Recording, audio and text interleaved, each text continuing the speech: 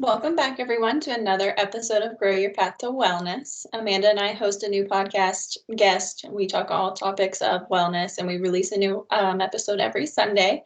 Be sure to subscribe and follow us so you don't miss out.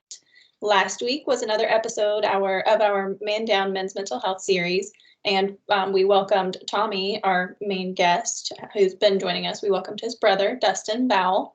Dustin brought a unique perspective to navigating mental health and wellness as a man, and as his career is being a police officer. So if you missed that one, make sure you go back to last week and tune in. And this week, we will be welcoming Will Mills to talk about the use of mindfulness and other creative ways of coping. So welcome, Will. We are so excited to meet you in this platform. Oh, thank you both for having me. I'm really excited to be here. I'm so excited.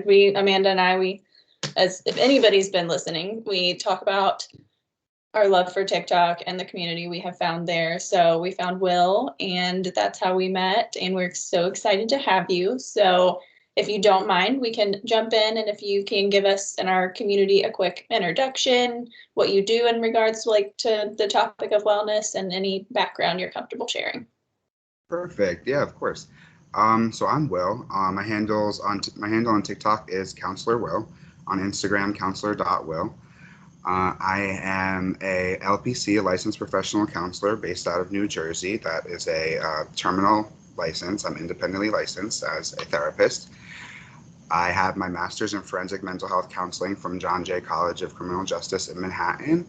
Most of my experience is working in nonprofit settings, higher levels of care, typically residential programs, group homes, campus settings that are community-based, things like that. I'm excited to talk about wellness because it's something that has driven my work tremendously, but also in my personal healing journey. So I'm just really grateful to be here and to have this opportunity to speak on this beyond relevant and I feel like underrated subject. I'm so excited to have you here, Will. Okay, so when we said, hey, come on the podcast, you're like, what do you want me to talk about? I'm like, what do you want to talk about? You're like, I can talk about so many things. And we finally decided on the generic term of mindfulness and creative coping. So let's start with mindfulness, like talking about using your senses. What does that look like? Who do you use that with? What are some of the benefits? So I use that with everybody. I encourage my friends. I'm the annoying therapist friend, I'm constantly like giving unsolicited, y'all can relate, I'm sure, constantly giving unsolicited tips and advice and as people love to say on the internet, hacks, right? Like mindfulness hacks, when they're really just like skills or self-management strategies. So for me, one of my favorite things to do in treatment and personally, like with my dogs, to go on like mindfulness walks and just notice what I notice, just be silent and focus on the environment around me that I am familiar with and just noticing the changes in that environment. What smells different? What looks different? What sounds am I hearing that I haven't heard before? Things like that. The other mindfulness, so many things are being mindful, right? Just being in the here and now and staying present, that's a mindful act. So the whole thing about mindfulness is practicing the skill when you don't need the skill. As you all know, as therapists, when we're practicing any self-management strategies or coping skills, we don't want to practice them in a moment of crisis or a moment in high stress. We want to be developing those skills in the in-between, when the mood is everything but. So for me, it's a daily practice so that when as someone who does have anxiety myself, as someone who has ADHD, grounding and mindfulness and creative coping, practicing those daily are invaluable to me as a therapist and as a mental health warrior.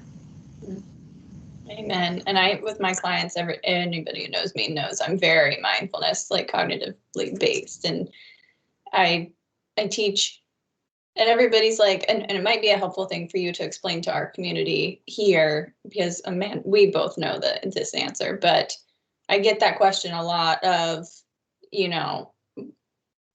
what does mindfulness help with? Like, I heard you say, like, for you and your anxiety, it helps you with, kind of regulating that. Do you have any other like examples of what mindfulness can help somebody with, or to decrease symptoms of certain things for them.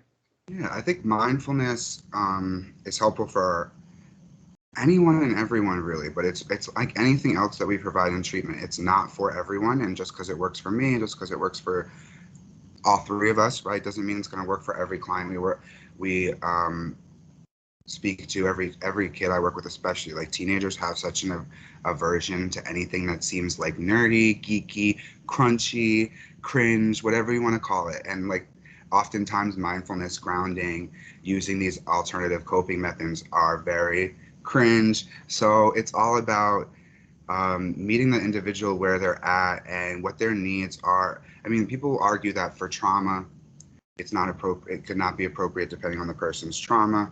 I argue that you have to be flexible. So, a lot of people make the hot topic on TikTok has been CBT is not for people with trauma, which is, an appropriate argument to make, but you can pull from CBT and aspects of it and modify it so that it is appropriate for people from all walks of life and people who have all different types of presenting issues. Like, for example, I use bubbles a lot because I find that people who have trauma in their body are not comfortable doing like guided meditation or deep breathing, or even sometimes the mindfulness walks and being quiet. They can't tolerate that. Their system does not allow them to tolerate that. They get tense, they get overwhelmed, it's triggering. It's a powerless feeling for them, whatever that may bring up. So bubbles, I find, help make the activity more physical. It gives them something to like focus on simultaneously while they're noticing, while they're getting in tune with their senses. So more of getting out of the head and into the body work. Yeah. I love that too, because it's like a healthy trick. You're Yeah. like tricking your body, like, like we're doing this bubble blowing, but at the same time you're also getting the breath work and being in the moment. Yeah. And something that I'm not sure if you get this from your clients or people you work with as well is, but when I say mindfulness, people think Yeah. I'm cross-legged. I know for our audience listening audio, on the podcast, you can't see me, but I'm cross-legged and I have my hands up like a Buddha. So I say mindfulness and people think that they have to sit there and close their eyes and just meditate in silence for an hour. And I'm like, no, no, no, no, no, no, no. That's one form of mindfulness. Yes, exactly. And even with the term meditation, within that umbrella term, there's so many types of ways to be meditative. It's not just about being silent and clearing your mind. Like, in fact, that's exactly what it's not about. So I just find it interesting that, media messages kind of shape a lot of how the public perceives our profession. And I think a lot of that has to do with Hollywood and what does meditation look like, um, not to culturally appropriate, but gurus, shamans, right? Like things like that are considered to not be of our culture.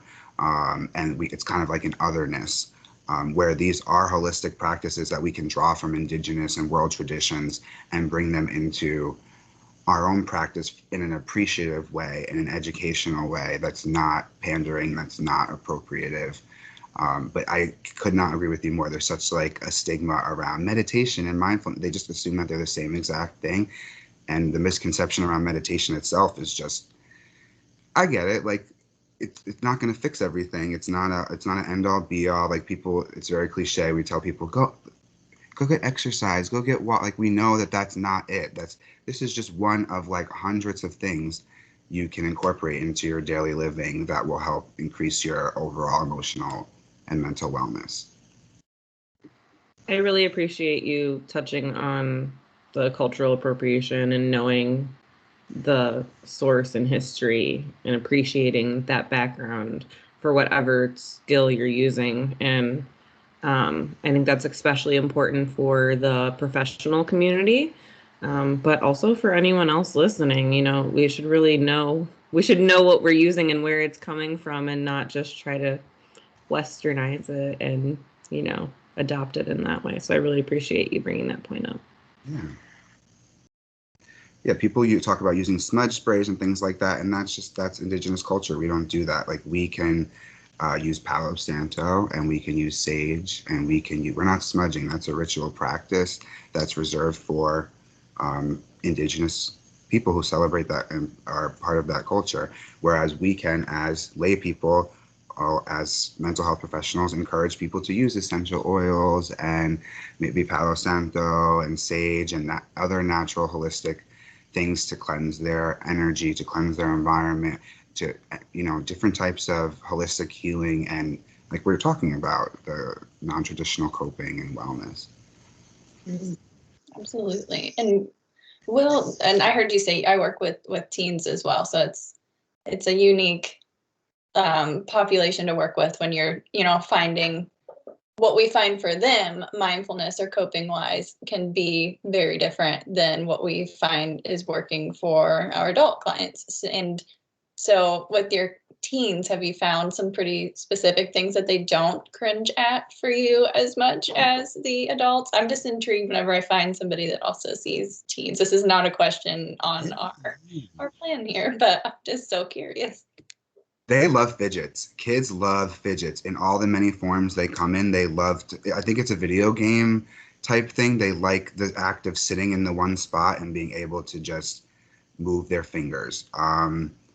And so obviously there's people have preferences with everything. Some people like noisy fidgets, but that's what I find. Like if you come in with a box full of fidgets, there will be something in there for the kid, because kids they have interests. They make choices. They're developing themselves. So, and especially if you're doing groups, like I've done a lot of group work, there's the imaginary audience, right, where the other kids are watching and they're going to be judged, especially when they live with those children on this residential program and they all live together. They go to school together. They eat together. They do everything together.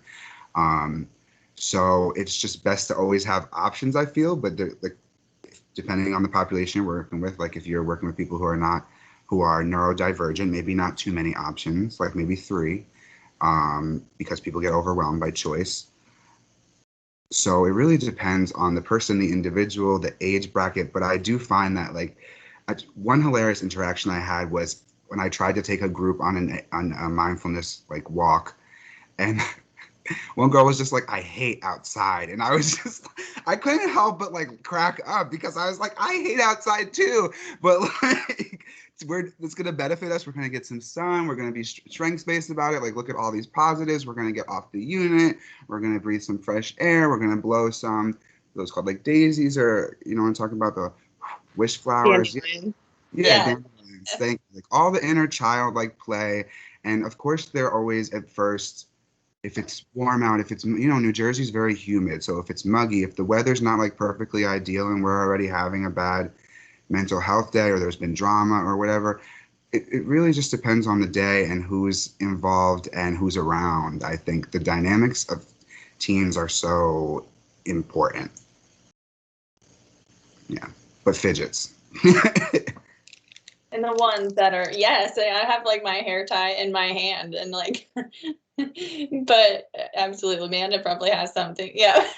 Same one. We got the same fidget. I love it.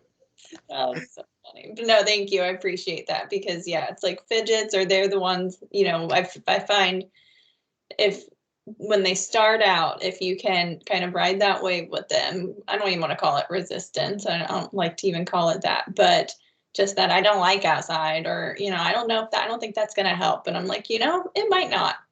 And it's so typical. It's very natural. It's developmental at that point. Like they're limit testing. And especially if have trauma histories, that's a safety thing. They're going to do that because that's how they know how to build trust and how to build rapport. So as therapists, we don't take it. I know I'm corny. Like I know there's a lot of things I say that are cliche and are not fun and are corny. So, and it's just, we have to embrace that side of ourselves, I think.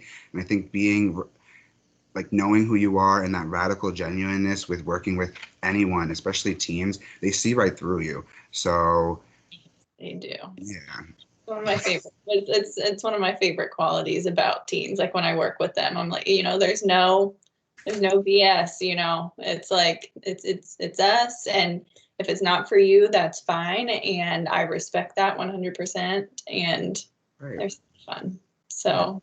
There have been times the kids told me, I'm not fucking doing that, Will. And I'm like, that is totally fine. We don't have to do that at all. Like, I don't believe you. If some 30-year-old man told me this when I was your age, I'd be like, that's fucking dumb. I'm not like, and that's fine. Like, that's why you have choice and we all have free will. So And that's why as therapists, we're not one trick ponies. We're supposed to be eclectic and have all these skills to teach people. And that's why I think mindfulness and creative coping, there's just such a tremendous amount to be learned and to be explored there, that we can not only teach but learn from our own experiences in practicing these and utilizing these skills. And like, there have been times where I've tried things and I'm like, that was dumb, that was so stupid, but I will recommend it to a client and it will be helpful for them.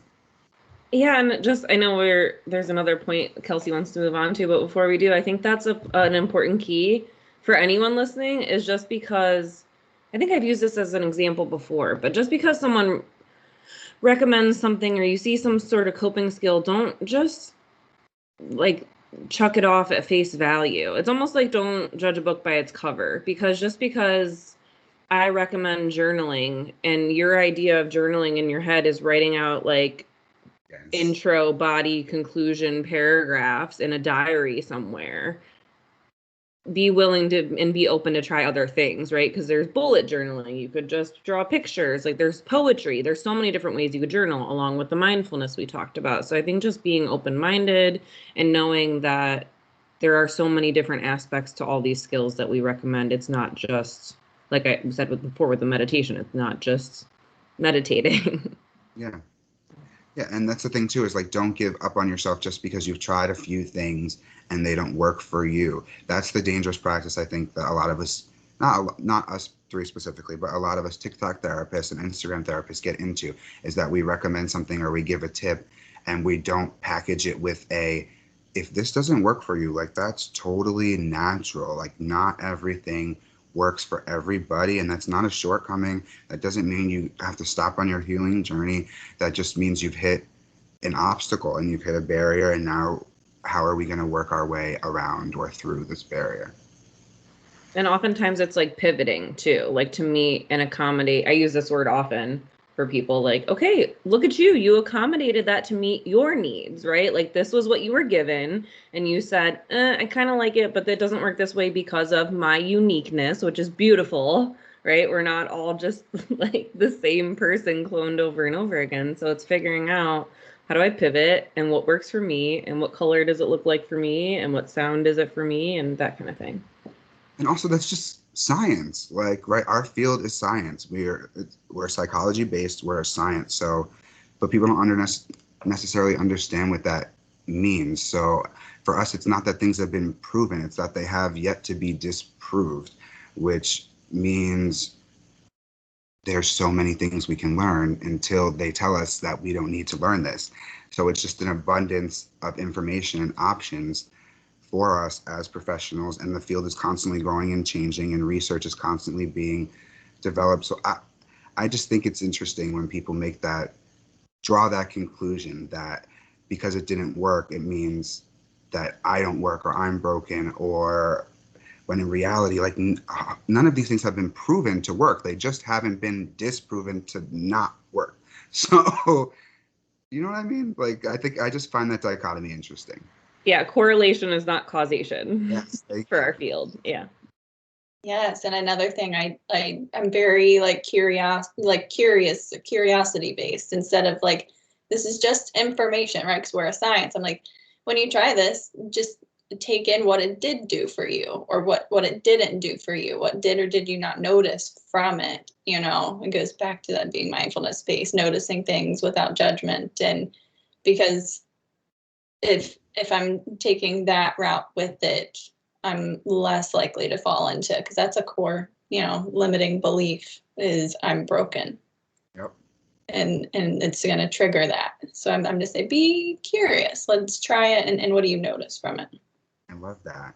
And that's like such a strength, to be curious, to be all these things that people always say, like, stubbornness is not a strength. Like, these things can all be strengths. Like, it takes stubbornness to stay alive. It takes stubbornness to continue this healing journey, to build your mental wealth. It takes stubbornness to do all these things. Like, the language is very interesting to me. And I think that we as therapists are constantly reframing things, and it's challenging, because then they leave and they go home and they go back to the TV and they go back to their friends and their family who are not necessarily on their own healing journeys.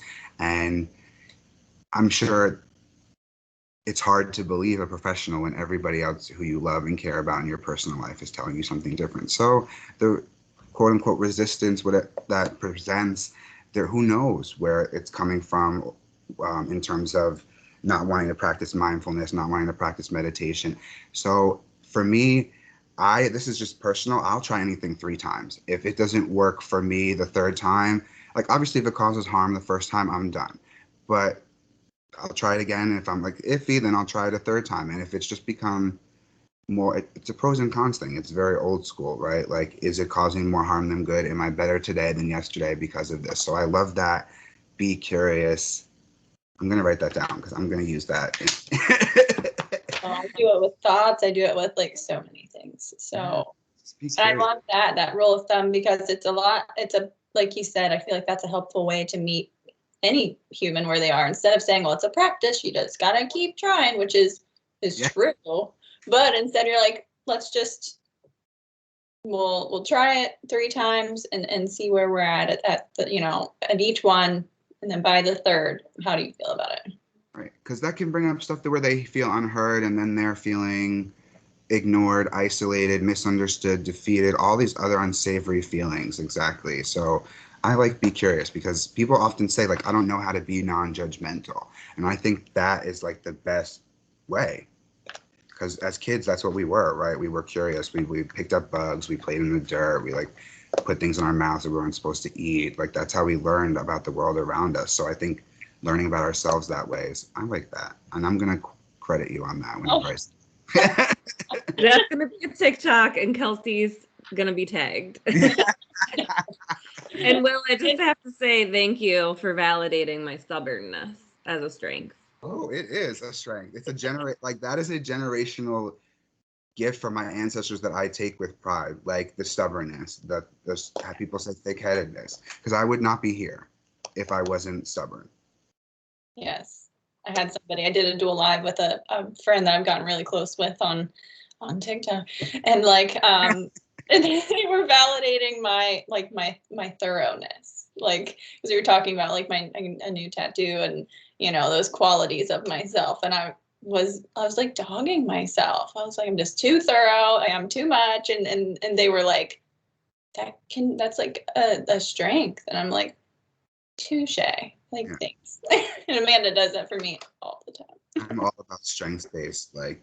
Yes. Okay. Well, so we have a specific skill I think that you wanted to for sure share with our community, and I think you were calling it the 5 rhythms. So if you can explain what it is, I know you can share with that free app that's tied to it, who can benefit, and why. So the app, 5 rhythms, I'll just start with that. It's a meditation practice using movement that was developed by Gabrielle Roth in the late 1970s. So it's not necessarily new. It's just not an evidence-based practice. So it's not something that's extremely pushed in our field, for lack of a better word. Similar to the other things we were discussing earlier, it does draw from indigenous and world traditions. Using mystical and Eastern philosophy, but it also draws from Gestalt therapy, as well as transpersonal psychology, which is kind of like how spirit and energy interact with the psyche. So you'd be all over this, Amanda. I'm sure you both would love it.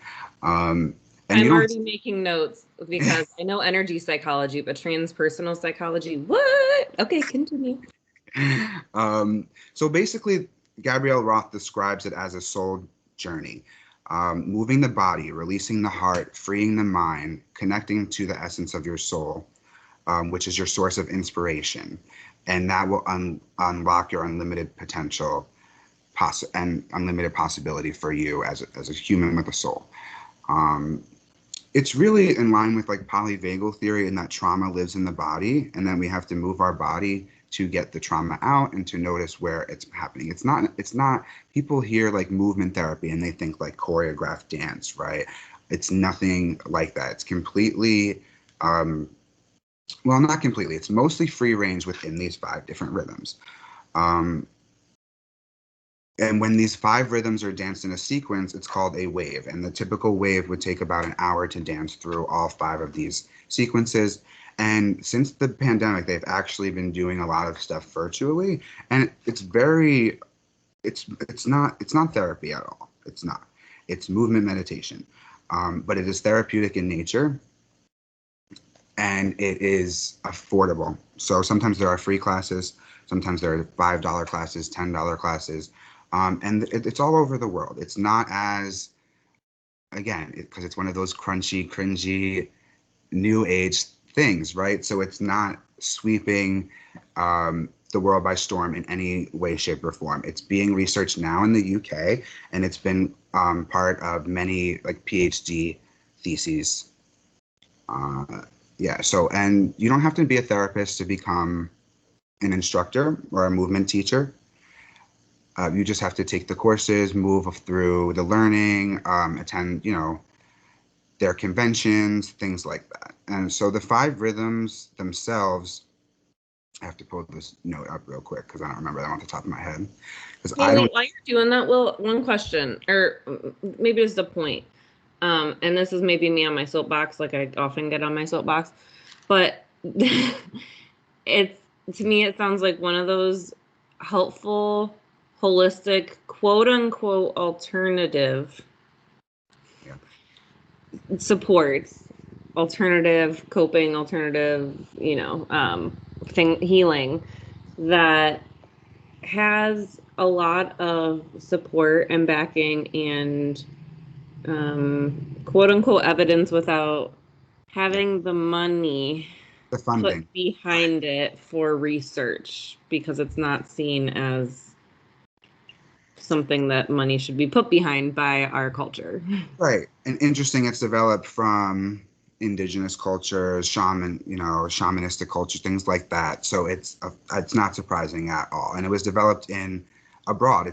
Was not started. I don't believe it was started here. I'm sure it's I think it was started in the UK, but if I'm speaking incorrectly, they're at least developing funds to research it in the UK.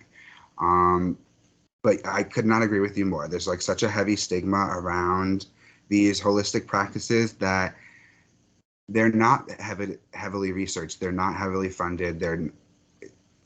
It's sad because these are what people have access to. They're more affordable, and they're not a replacement for therapy. It's just supplemental support. So this would be something that ideally someone would go through and attend while they're also doing their own individual or group therapy, whatever that looks like for them, trauma informed or otherwise. Yeah. So I couldn't agree with you more. There's so much stigma around these non-traditional interventions that not a lot of research is put into them, but we all know as providers that the placebo effect is real. And if you think something will work, that's valid. It's been proven that it will work, or it hasn't been disproven that it won't work, I should say. And yeah, like you hear about other apps, the ones that are more heavily, put out there or, tied to different things in the majority of our society, and gets a lot of funding from bigger areas. And so, yeah, this is one I literally just downloaded it while we were sitting here talking so I can check it out because it sounds amazing. And I was just saying the other day, I was doing something, I don't remember what it was, but I was like, I don't know if it would actually work, but I'm one of the people, I don't even question placebo effect anymore. I was like, I'll try it. And if to me, my brain is telling me that it helped me, then that's what matters to me. For me, it was transformative. So that's enough. You know what I mean? I lived it. So I felt it in my body. And to me, it resonated. And that's enough for me to learn more about it, to speak on it, to be curious about it. I'm not going to become an instructor because it's just not my jam. But it's something that as a provider, I definitely discuss and share with not just my clients, but my friends and my family, my loved ones. Because people love to dance, people love to move, people want to connect to their inner child in these different ways. And there's not, and as far as traditional therapy goes, we can be very limited. So in accessibility as well as variety of services available. So I think that something like this, where you can be remote and you can still participate, is great. But the app I explored, the app is helpful and it will help you find classes and it will help you get linked with a professional. But beyond, because it's not so heavily funded, you have to pay once you start to get in on the app, because it's going to ask you for money for classes. It's going to ask you for money for resources. So the app is cool just to get like a very basic, like to be connected to somebody who's an instructor or a teacher. But beyond that, YouTube is a great resource. You can find, I'm sure, all types of, like the wave. I'm sure you'd be able to find a typical wave on YouTube that you can dance through with an instructor guiding you through that.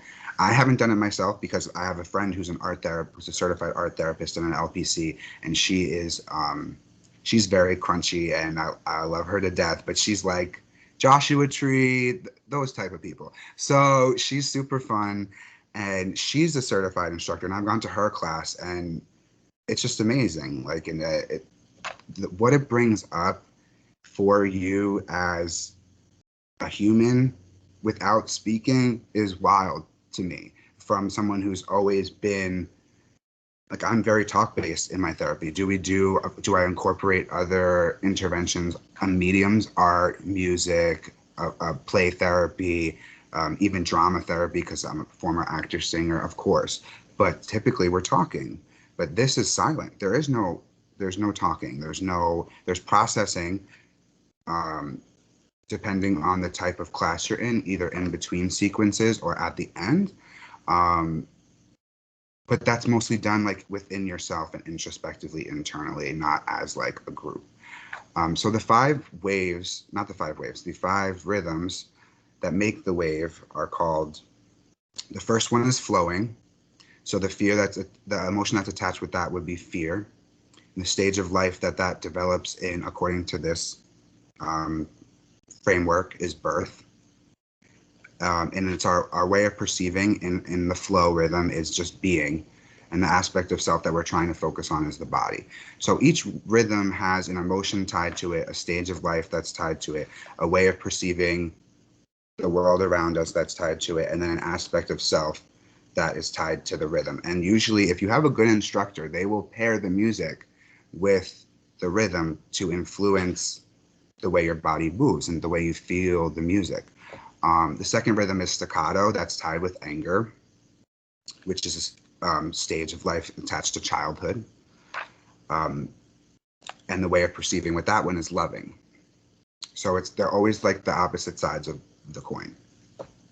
And the aspect of self with staccato is the heart. The third rhythm would be chaos. The emotion there would be sadness. The stage of life that develops in is maturity, go figure. And the way of, puberty, not maturity. Sorry, chaos develops in puberty, which is even more pertinent. And the way of perceiving in that stage is knowing, and the aspect of self is the mind. The next stage would be lyrical. This is one of my favorites, just because it's what I feel like I need as a human being. I need to be feeling joy. And that's the emotion that is attached to this, joy. The stage of life that lyrical comes with is maturity. The way of perceiving the world is through seeing in this stage, and the aspect of self is the soul. The last rhythm is stillness. I love this one just because it's like when you're doing yoga and you just like lay there and everything just like resonates, and the grounding is so powerful. You're like almost vibrating because you've gone, if you did the wave, you've gone through all these now, and so now it's just like the vibrations and paying attention.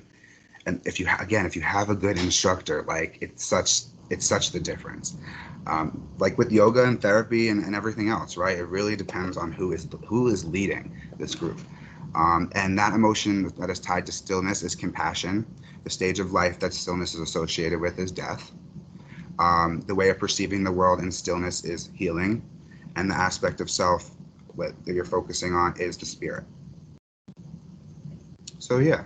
When you first started talking about this, Will, I was like, that, and forgive me, my child, one of my 5 fur children, is just being a hot mess back here.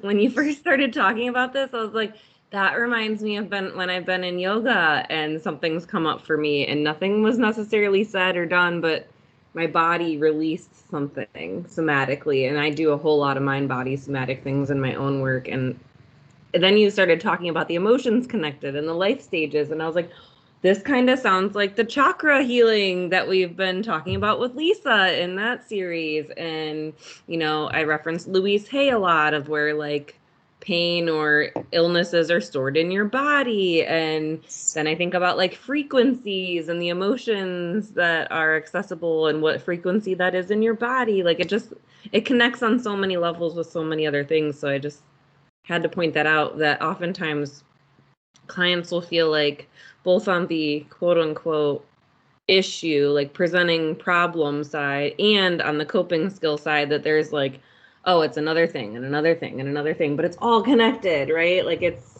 so much more connected than we can see on the surface oftentimes. Yeah, there's overlap with all these things. Like this to me is another form of inner child play because it is dance, it is movement, and it's free. It's not like when you're at the prom and people are looking at you and you're like, okay, I have to have rhythm.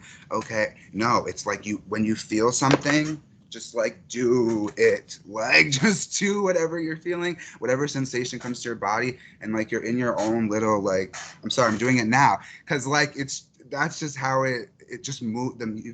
I'm very musical, so for me, it speaks to me on like a super visceral level. The vibrations of the music, the how it comes through the floor, up through my feet, and through my body.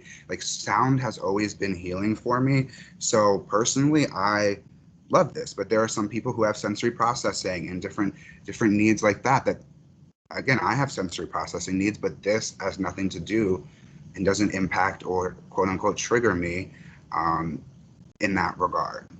So everybody's different, and it's just another one of those things where it's like, try it. But I feel like all of these things that are developed from indigenous cultures that draw on these world traditions, these tenets of shamanistic or mythical and Eastern philosophy, they're going to have this overlap, like you're saying, which is great. We need to learn and be more. I feel like this is a part of our, we hate this term cultural competence, but cultural like awareness, cultural growth as professionals, right, is to learn about other cultures and infuse them in a way that is appreciative and relevant for the people we're serving and, if possible, ourselves.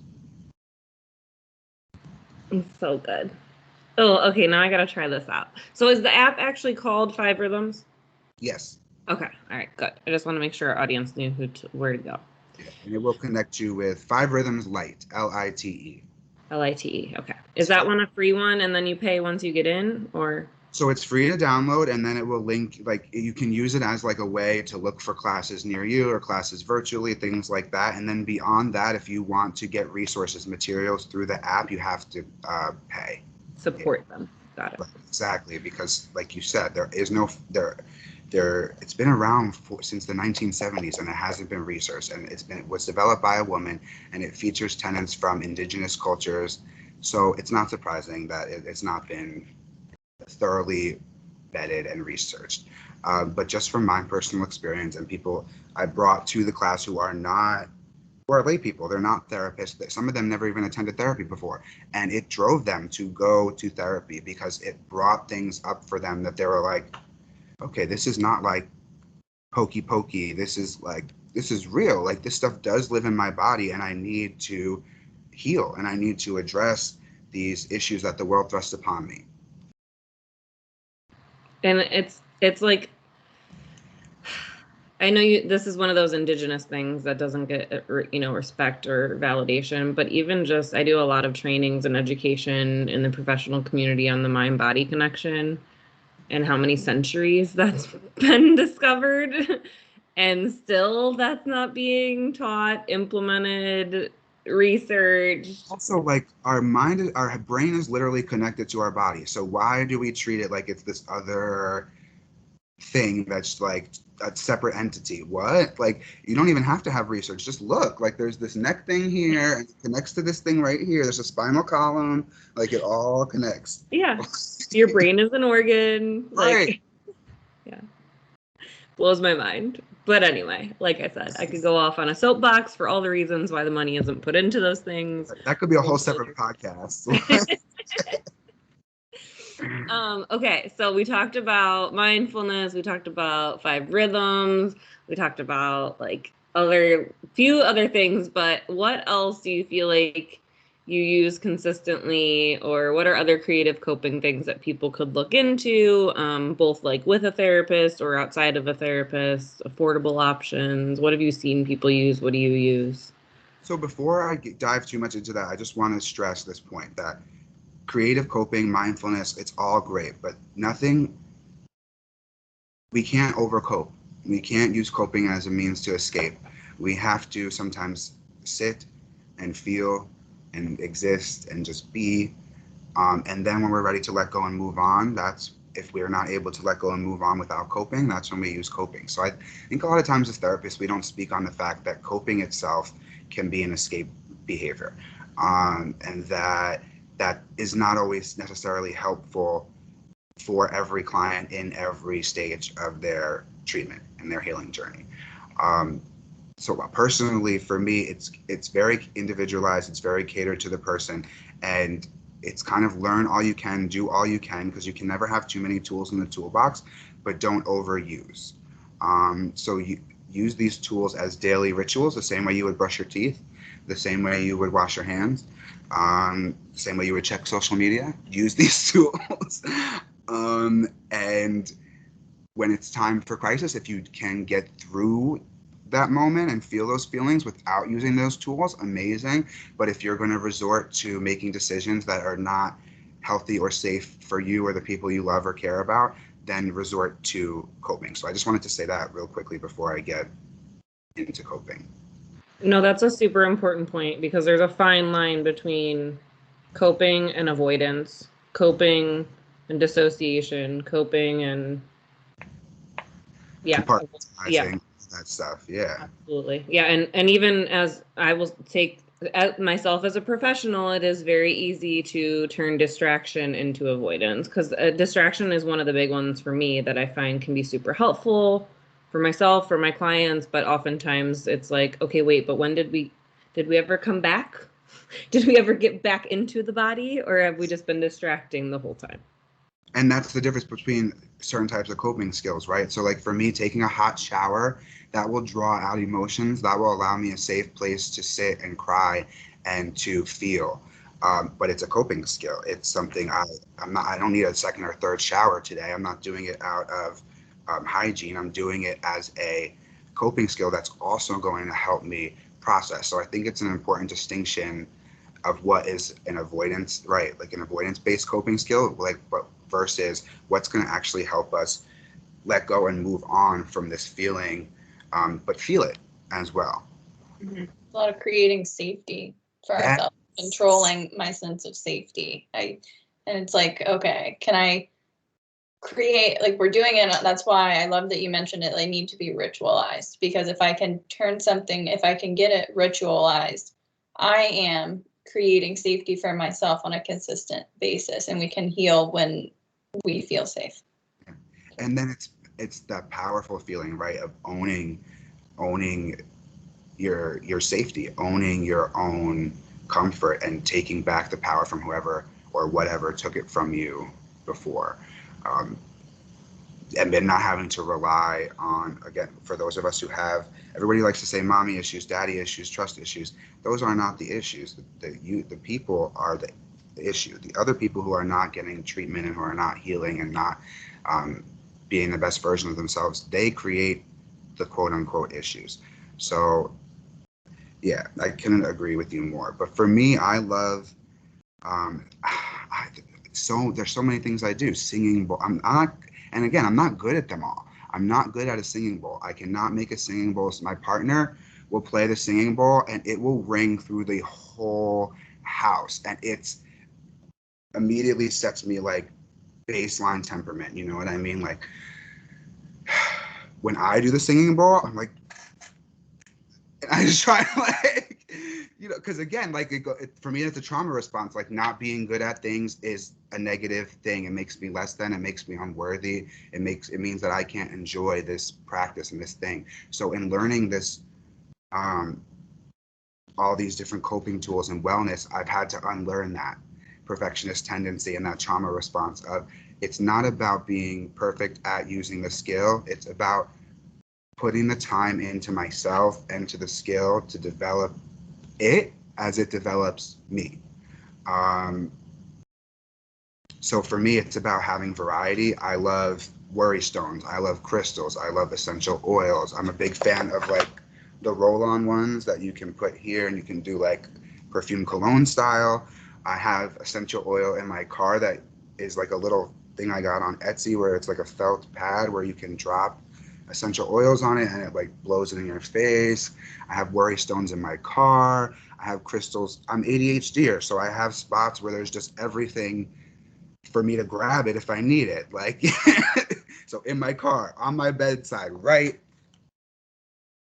here, like on the coffee table in front of me, like I have coping reminders all throughout my house. And it's almost like when I worked in a group home setting and there would be reminders everywhere for them visual, because not all of my clients had intelligible speech because they had intellectual and developmental disabilities and not all of them could read. So we would put up visual reminders, visual cues for them, like stop, grab like a hand with like different things like that. And again, because when you're trying to de-escalate somebody, you're working with people, you want them to be independent in their de-escalation. So you want to guide them with as little assistance and support as possible so that they can become as independent as they're able to be with, of course, like safety and all those other considerations.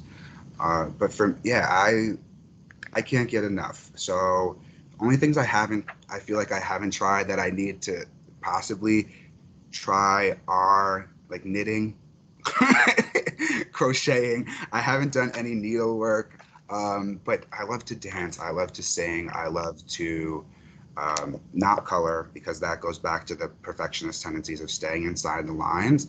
But I did find this creator on TikTok that I don't know if you know Kimberly Anderson, sent to me.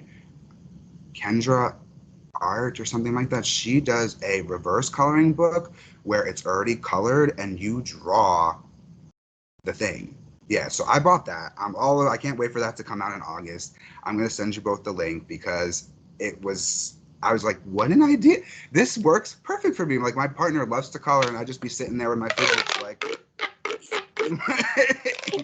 not for me. yeah, because it stresses me out because I was not good at it. I was the kid in kindergarten who copied other people's coloring because that's how like doing it. Yeah. That's how deeply ingrained the perfectionist is in me. Like I would copy other people's artwork, which as like a performer, a singer now is like, to even think that I did that is embarrassing to admit. But at 5 years old, that's how my worth was determined for me. And how cute I was, and how smart I was, and how funny I was, and how creative and talented and gifted. And I don't think that's unique for this therapist. I think that's kind of a common theme amongst us, is those perfectionist traits. And I think that is sometimes a barrier to developing coping and these other types of wellness, is that we want to be good at them the first try. And it's just like your shirt says it. Mistakes. Make the mistakes. Mistakes happen. That's how we learn. That's how we grow. Failing forward is important. What you can't see is it says #growth mindset. That's just it, right? Yeah. Like we have to, there's the whole concept of failing forward.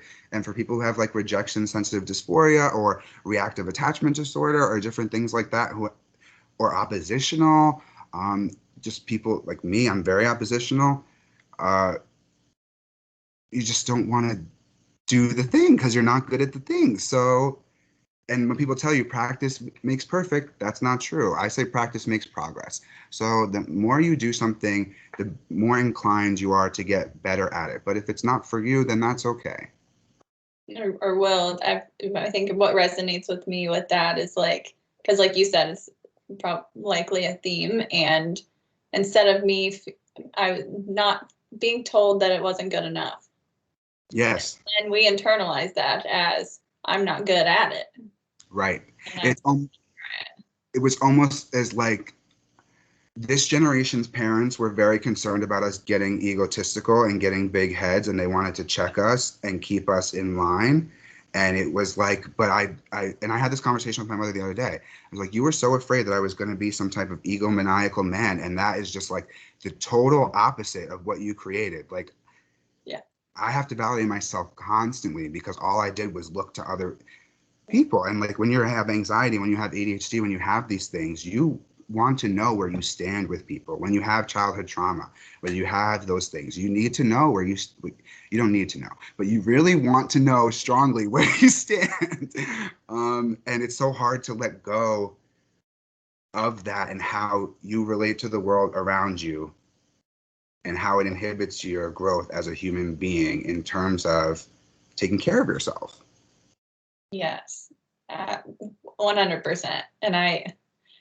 And like when we're trying to find these coping things that work for us, it's coping, but then this sounds like as it comes out of my mouth, I know we've already made this point, but I'm being mindful of how what are these coping things when I try them? Is it bringing up anything for me? Like, what am I noticing? And being able to catch that is huge, to be able to step back and say, like, I'm sitting here coloring in a book from the dollar store, Yes. telling myself that I suck. And it took me so many partners and so many relationships where the partner loved to color. And I was like, this is so fucking stupid. Like, why am I hate this? And then I'm like, who hates? And people's response would be like, who hates to color? And I'm like, I hate to color. And then I never thought about why do I hate to color? Because no one ever taught me how to relax. No one ever taught me how to enjoy things in a playful way where I didn't have to be either A, forced to do it, where I didn't have the choice to participate or not participate, and B, if I wasn't good at it, I was still forced to do it.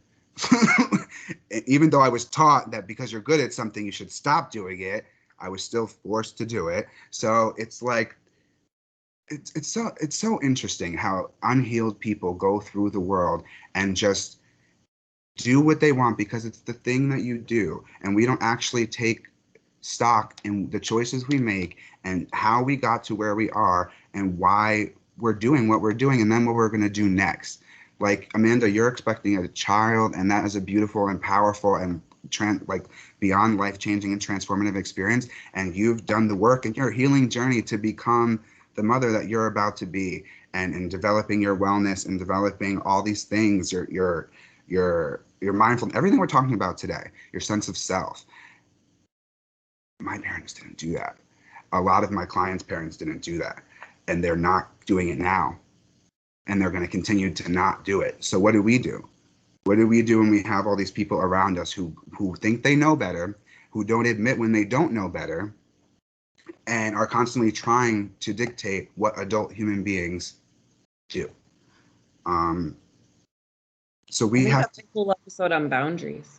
Yeah, well, yeah, and that's like depending on the culture, right? Like, what kind of boundaries can you have, depending on like where you live, also what age you are. But again, it inhibits our growth as people because we're constantly looking at ourselves through other people's eyes, and now we don't even know what we like. We don't even know what we don't like. So how can we learn what to cope with? And how can we learn what tools for wellness to use if we don't even know what we enjoy? So a lot of the times that quote unquote resistance I get in treatment when I'm suggesting something is because somebody else told them that that's not for them. And they have built. Oh, yes. I often, it comes out in a should. Yeah. And I'm always like, should, Right. shouldn't. Whose voice is that? Right. Because that's not, I don't know you very well. I only know you from the hour a week or hour every 2 weeks we see each other, but that doesn't sound like your voice. Is that a parent voice? Right. A religious voice? I know we could go in a soapbox about religious trauma here, right? It's amazing to me, like you said, we're, especially I feel like in America, we are on autopilot and taught, when you were talking about the coloring and needing to be in the moment, it was something that doesn't need to be achievement based. Oh yeah. I've had my nephews who are 9, 10 years old ask me about my singing and acting career. Do you make money at that? But why is that relevant? Why is that? I have fun with it. It fuels me. It lifts my soul. It brings me joy. It makes the value of capitalism and how it it penetrates and permeates inside of how we raise our children, and the identities that we help them build is disgusting. We let them think that the only value they have in this world is how they can be monetized. That, I feel like, is a form, this is probably going to get me some slack, but that's like sexualizing children in a whole different way. I feel like if you like, it's like you're only good for money, which is It's very expectation. right. It's transactional. It's very like almost like prostitution, right? Like sometimes as therapists, we can feel like emotional prostitutes to our friends and family, where they're just taking and taking and taking and they're not giving. And I feel like sometimes we look at children as, what are you going to do with this talent and this skill that you have at this age to hone and develop that? Or what intelligence can we curate and cultivate so that you can work a 9 to 5 or an 8 to 4 or whatever it's going to be. And well, the question should be, how can we help you be happy? How can we help you be safe? How can we help you be who you want to be within our society, so that we can be successful as a community? And I think that part of that has to do with our educational system, and that we think we know everything, and we're not even 150 years old in our educational system. There are pubs in Ireland that are older than our whole country. So the fact that we think we know everything about education and how people learn, and also therapy and treatment too, is mind-boggling. We don't know everything. The brain and the way people parent, and all the people like to say the kids are changing. The kids are not changing. The way people parent is changing. So us as therapists, I think incorporating all these other things to get them off the screens, to use their brains in a different way, is so important. And also helping the parents instill that in the child, because again, it goes back to the conversation of people unhealed, just going through the world, going about their business because it's the thing you do. You get a job, you get married, you have children, you contribute to the success of the United States of America. That's the American dream, right? We're all cogs in the machine. But at some point, Leslie Saidi talks about this a lot. Like, do we want critical thinkers, or do we want blind compliance? And what are we instilling in our children when we teach them that the only thing you're worth is if you can make money at something you like or at something you're good at? There's no other values that anything in this world can bring to you besides money. What about friendship? What about connection? What about love of self? What about all these other things? It's so sad that it was my instinct, because it wasn't a humor laugh. It was like sadness. Like when you say, like, what if we looked at a child and we said, how do we prepare you to feel happiness and joy and passion and things? And I'm like, Right. I imagine somebody asking, it sounds ridiculous, unfortunately. And I'm like, and that's so sad, like, to me. If you ask teenage me that, I would not know how to answer that question. I ask myself that. I ask adults that. Like, I'm working on my own healing, so that answer is different. But if you ask other people, that'd be one of those. You can make like a TikTok of going along the street, like people, like they'll ask them questions about politics, but like, no, I'm gonna ask you that. Like, and people don't know. They like, my job. We should do that. Whatever their parents taught them at like that early instrumental age about how you're valued in this universe, that's what it is. That's the thing that they hold on to. And for some, it's looking good. For some, it's being smart. For me, like, because I was a fat kid, so I had to be funny, I had to be smart, I had to do everything like 3 times better than everybody else, and be prepared to always be picked last. So be everybody's best friend and everybody's punching bag. So, and then go home and also be supportive to my parents, and then also be their emotional punching bag that they want to tote out and brag about when it suits them, or embarrass and shame if it also suits them.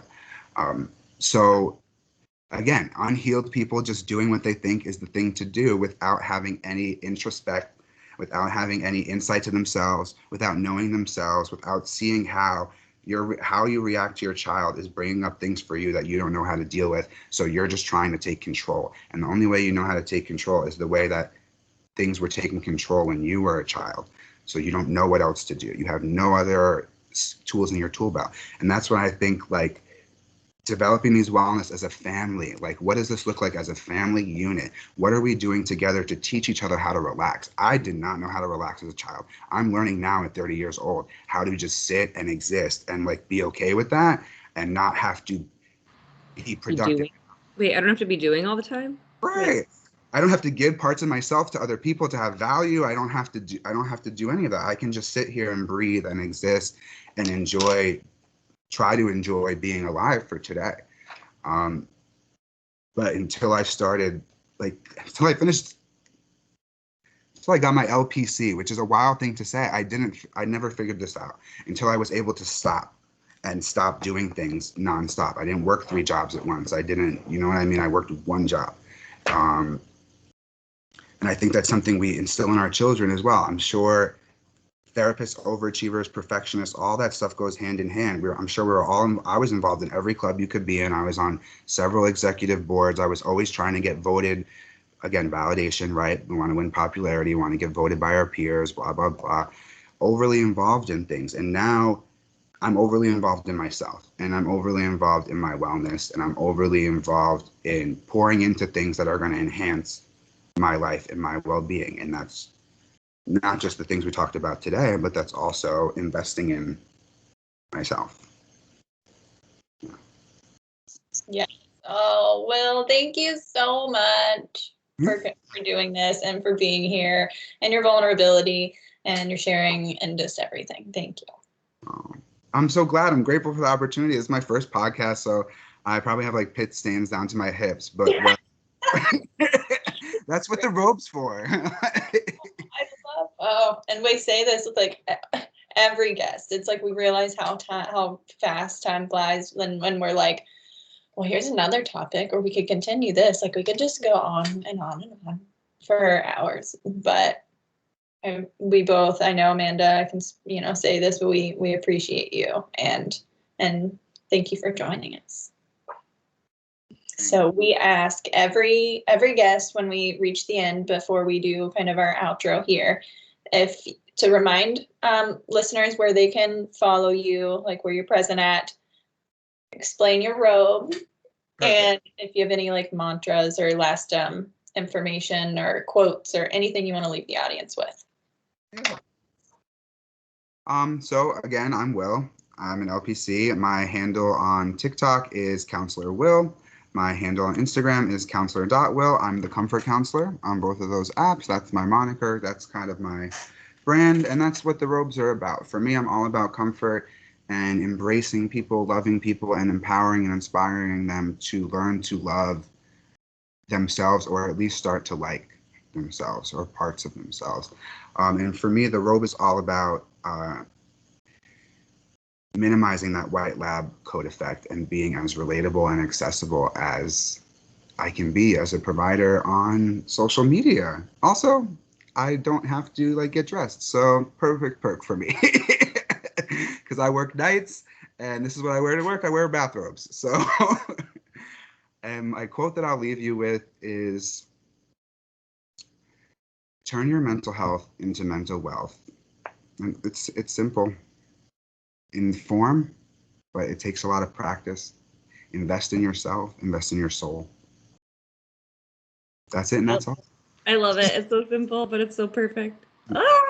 Okay, so if y'all didn't know, Will is going to be back again in September on the 26th to join Tommy as part of our men's mental health series. So super excited to dig in more. I don't know, maybe Will needs his own series at this point because we have so many things we could talk about. But again, I appreciate you, friend. You've become a very close friend through the interwebs.